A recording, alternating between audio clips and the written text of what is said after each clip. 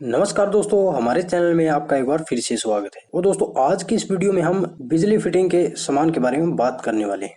दोस्तों, आपको पता होगा कि बिजली फिटिंग के सामान में आपने अक्सर वायर, स्विचेस और बिजली फिटिंग वाली पीवीसी कैसिंग, कैपिंग और पीवीसी पाइप वगैरह के बारे में तो आपको पता होगा। लेकिन दोस्तों, आज की वीडियो में हम मॉडर्न वायरिंग के एसेसरीज के बारे में बात करने वाले हैं कि दोस्तों आज के समय में आपको मॉडर्न बिजली फिटिंग में किस किस एसेसरीज का इस्तेमाल करना चाहिए। तो दोस्तों, सबसे पहले बात करते हैं स्विचेस के बारे में। तो दोस्तों, सबसे पहले है 6 एम्पियर का वन वे स्विच। दोस्तों, इसका इस्तेमाल हम सिंगल किसी बल्ब या फिर किसी उपकरण को ऑन या ऑफ करने के लिए करते हैं। इसके बाद है दोस्तों 6 एम्पियर का ही टू वे स्विच। दोस्तों, टू वे स्विच के बारे में तो आपको पता होगा कि दोस्तों टू वे स्विच से हम एक ही बटन से दो उपकरणों को कंट्रोल कर सकते हैं। लेकिन दोस्तों, एक समय पर हम इससे एक ही उपकरण को कंट्रोल कर पाएंगे।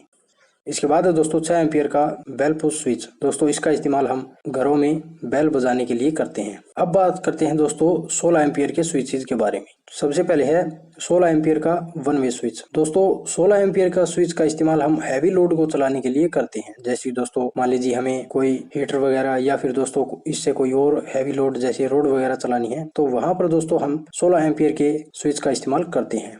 इसके बाद है दोस्तों 16 एम्पियर का ही टू वे स्विच।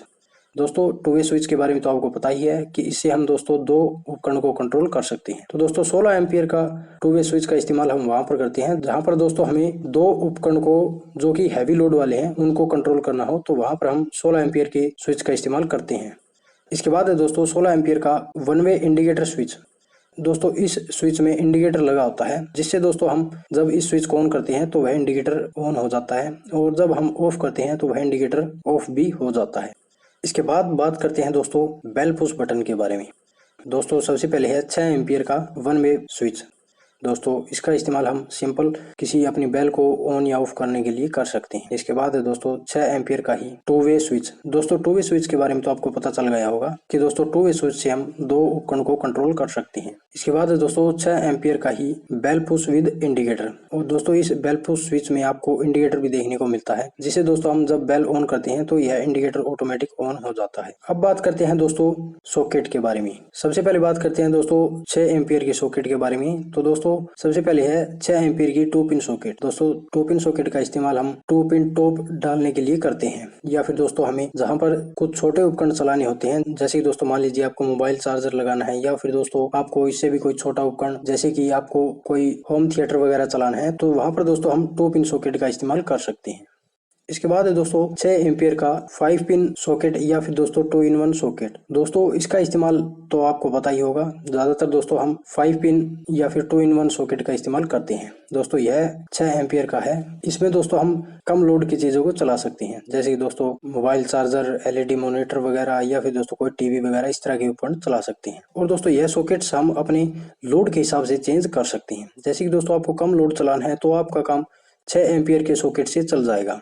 और दोस्तों यदि आपको हैवी लोड चलाना है, जैसे दोस्तों मान लीजिए आपको रूम हीटर वगैरह चलाना है या एयर कंडीशनर वगैरह चलाना है, तो आपको 16 एम्पियर के या फिर 32 एम्पियर के सॉकेट्स का इस्तेमाल करना होगा। इसके बाद बात करते हैं दोस्तों रेगुलेटर के बारे में। दोस्तों, रेगुलेटर का तो आपको पता ही होगा, आजकल सभी घरों में आपको रेगुलेटर देखने को मिल जाता है। दोस्तों, इससे हम फैन की स्पीड को कंट्रोल कर सकते हैं। और दोस्तों यह रेगुलेटर भी कैपेसिटी के आधार पर और डिजाइन के हिसाब से अलग अलग आते हैं। तो दोस्तों आप अपने कैपेसिटी के हिसाब से या फिर अपने पसंद के हिसाब से कोई भी रेगुलेटर खरीद सकते हैं। इसके बाद दोस्तों कुछ एसेसरीज है, जैसे कि दोस्तों टीवी एंटीना सॉकेट। दोस्तों, मॉड्यूलर बिजली फिटिंग में इस टीवी एंटीना सॉकेट का इस्तेमाल हम कर सकते हैं। दोस्तों, इसमें हम अपने टीवी की वायर को लगाकर अपने टीवी को चला सकते हैं। इसके बाद दोस्तों 2 लाइन टेलीफोन जैक। दोस्तों, कई घरों में पहले लैंडलाइन होता था, तो इस तरह के अगर आपके घर में भी कोई मोबाइल या टेलीफोन है तो आप इस सॉकेट का इस्तेमाल भी कर सकते हैं। इसके बाद दोस्तों आरजे कंप्यूटर जैक। दोस्तों, आरजे कंप्यूटर जैक तो कंप्यूटर वगैरह में आपको देखने को मिलता है।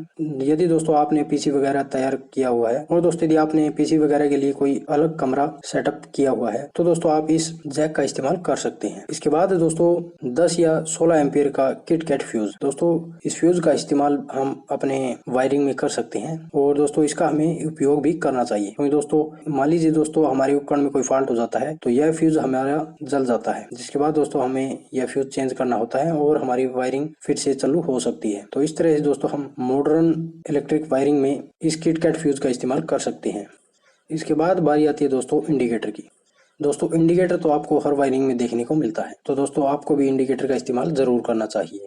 इसके बाद है दोस्तों यूएसबी चार्जर विद इंडिकेटर। दोस्तों मॉडर्न इलेक्ट्रिक वायरिंग में इस यूएसबी चार्जर विद इंडिकेटर का इस्तेमाल हम कर सकते हैं। इसमें दोस्तों हम डायरेक्ट अपने मोबाइल की यूएसबी केबल को लगाकर अपने मोबाइल को चार्ज कर सकते हैं। दोस्तों इसके ऊपर की तरफ एक इंडिकेटर भी दिया हुआ है जो कि दोस्तों ऑन या ऑफ होता है।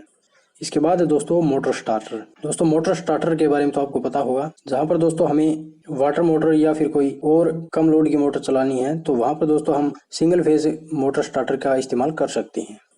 इसके बाद है दोस्तों एमसीबी। दोस्तों एमसीबी के बारे में तो मैंने अपनी हर वीडियो में बताया हुआ है। जहां पर दोस्तों आपको कम लोड वगैरह चलाना हो तो वहां पर दोस्तों आप 6 या 10 या फिर 16 या 20 से 25 एम्पियर तक की एमसीबी का इस्तेमाल कर सकते हैं। और दोस्तों जहां पर आपको मेन लाइट के लिए या फिर मेन सप्लाई के लिए एमसीबी इस्तेमाल करनी हो तो वहां पर दोस्तों आपको 25 एम्पियर की एमसीबी का इस्तेमाल करना होगा। और दोस्तों आप एमसीबी अपने लोड या अपनी जरूरत के हिसाब से अलग अलग लगवा सकते हैं।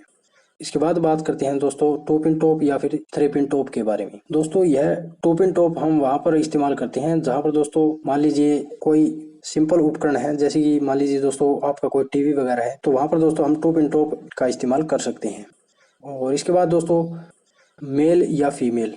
दोस्तों 2 पिन टॉप मेल फीमेल का इस्तेमाल हम वहां पर करते हैं जहां पर दोस्तों हमें अपने वायर को एक्सटेंड करना हो या फिर दोस्तों जहां पर हमें अपने वायर को और लंबी लेकर जानी हो, वहां पर दोस्तों हम इस 2 पिन टॉप मेल फीमेल का इस्तेमाल करते हैं। इसके बाद है दोस्तों 3 पिन टॉप। दोस्तों इसके बारे में तो आपको पता ही होगा। दोस्तों ज्यादातर हमारे सभी नए उपकरण में 3 पिन टॉप आते हैं। और दोस्तों यह 3 पिन टॉप या 2 पिन टॉप भी हम अपने लोड और कैपेसिटी के आधार से खरीदते हैं। तो दोस्तों यदि आपको कम लोड चलाना हो तो आपका काम 6 एम्पियर के 3 पिन टॉप या 2 पिन टॉप से चल जाएगा। दोस्तों यदि आपको थोड़ा ज्यादा लोड चलाना हो तो आपका काम 16 एम्पियर के 3 पिन टॉप या 2 पिन टॉप से चल जाएगा। इसके बाद आता है दोस्तों होल्डर या सीलिंग रोज। दोस्तों सबसे पहले है एंगल होल्डर। दोस्तों एंगल होल्डर के बारे में तो आपको पता होगा। एंगल होल्डर का इस्तेमाल हम अपने बल्ब को झुका कर लगाने में करते हैं। और दोस्तों सिंपल होल्डर का इस्तेमाल हम सीधे ही कर लेते हैं। इसके बाद है दोस्तों सीलिंग रोज। दोस्तों सीलिंग रोज के बारे में भी मैंने आपको कई बार बताया हुआ है। सीलिंग रोज का इस्तेमाल दोस्तों हम बल्ब लगाने से पहले करते हैं।